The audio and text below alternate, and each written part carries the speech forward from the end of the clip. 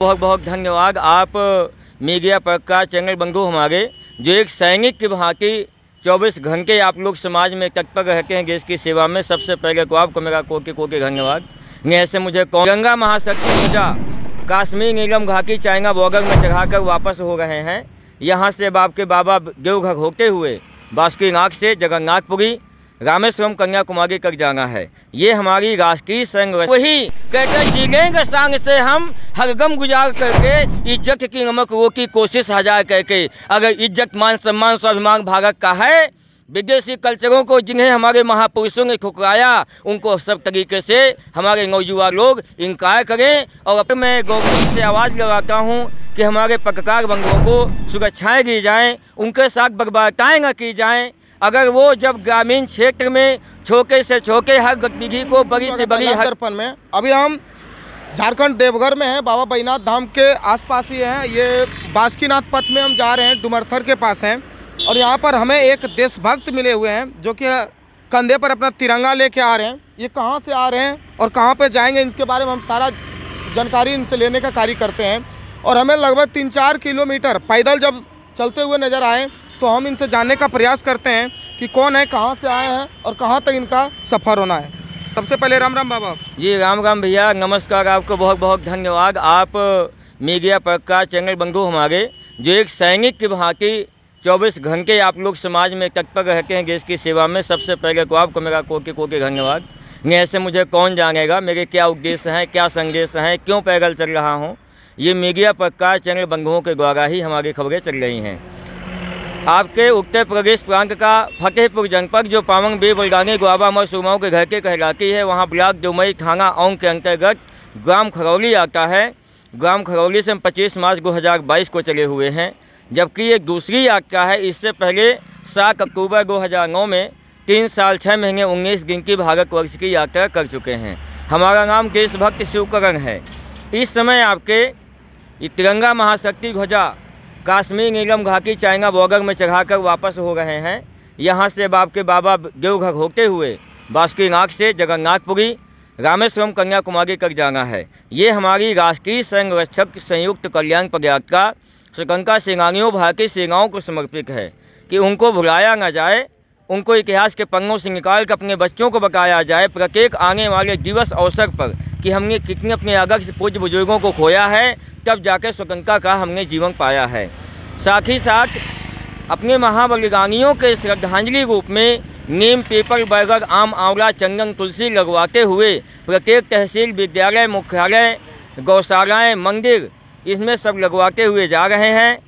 उनको श्रद्धांजलि के रूप में और रामेश्वरम तक कन्याकुमारी का बराबर जाना है और पुनः फिर पैदल ही अपनी जन्मभूमि फतेहपुर जनपद में पहुंचकर इस यात्रा का समापन करना है।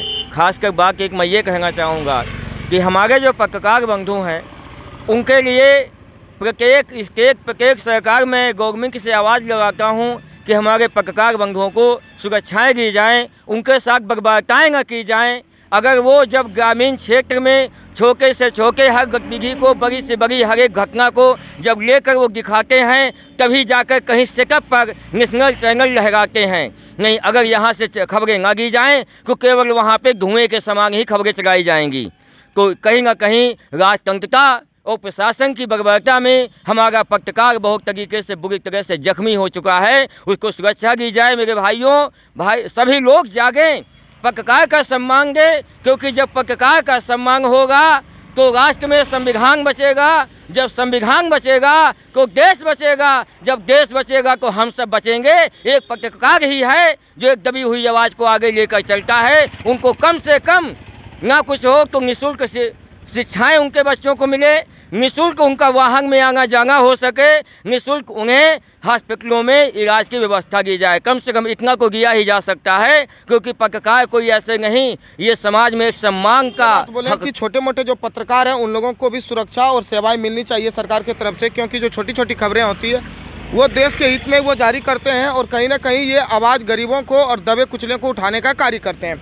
बहुत अच्छे बात की है, ये देशभक्त हैं और ये आप कोई बाबा नहीं है ये जी। आज नवयुवा जो हमारे भाई हैं, देखा जाए कि जब हमारे महाबलिदानियों ने बलिदान दिया तो बलिदान तो आसमान से लेकर उसको दफन कर दिया जाकर पाताल में, वहाँ से राजतंत्रता रूपी सवेरा निकला। उस राजतंत्रता के सवेरे में नौयुवाओं का दिनों ब दिन खोखला करने के लिए कि जो भारतवर्ष में जो नौयुवाओं के भविष्य में जहर के समान है, उसकी जगह जगह चौराहे पर खोली जा रही दुकान है। तो हमें ऐसा विकास नहीं चाहिए जो नौयुवाओं का भविष्य खोखला कर रही हो। हमें वही कहते हैं, जी लेंगे सांग से हम हर गम गुजार करके, इज्जत की नमक वो की कोशिश हजार करके। अगर इज्जत मान सम्मान स्वाभिमान भारत का है, विदेशी कल्चरों को जिन्हें हमारे महापुरुषों ने ठुकराया, उनको सब तरीके से हमारे नौजुवान लोग इनकार करें और अपने बुजुर्गों के आदर्शों के कहने पर चलें। यही एक कहना, यही एक मेरा नौजुवा भाई, ऐसे बनो कुछ अपने लिए, कुछ समाज के लिए। उन जहरीली नशीले पदार्थों से निकलो कि मरना है तो मरो राष्ट्र के हित, ऐसे महीने में क्या रखा है। ये भारत माँ भी गर्व करे, कितना प्यारा मेरा बच्चा है। आज रास्ते में चलता हूँ, कई लोग मुझे बोलते हैं कि आप पागल हो गए, आपको क्या हो गया, पैदल क्यों चल रहे हैं, आपको इससे क्या मिलेगा। उनको एक ही जवाब कि क्या यही चीज़ अगर सोच लेके हमारे चंद्रशेखर आज़ाद कि हमें क्या मिलेगा, वो क्यों गोलियां खाते। सरदार भगत सिंह यही सोच लेके हमें क्या मिलेगा, गुरु गोविंद सिंह यही सोच लेके क्या मिलेंगे।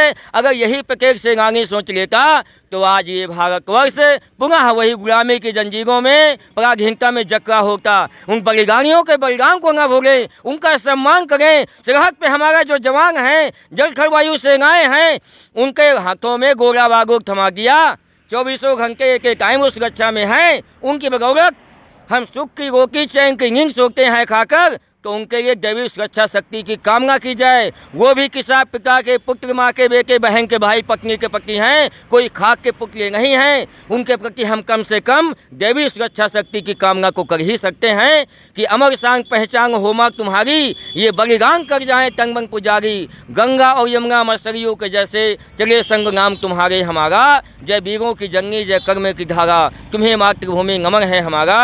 आपका बहुत बहुत धन्यवाद। आपने इस पथ पर चलते हुए माँ भारती के तिरंगे का, राष्ट्र का सम्मान करते हुए आप आए, आपने खबरें ली। आपका बहुत धन्यवाद। नमस्कार, जय हिंद, जय भारत माता की। चलिए।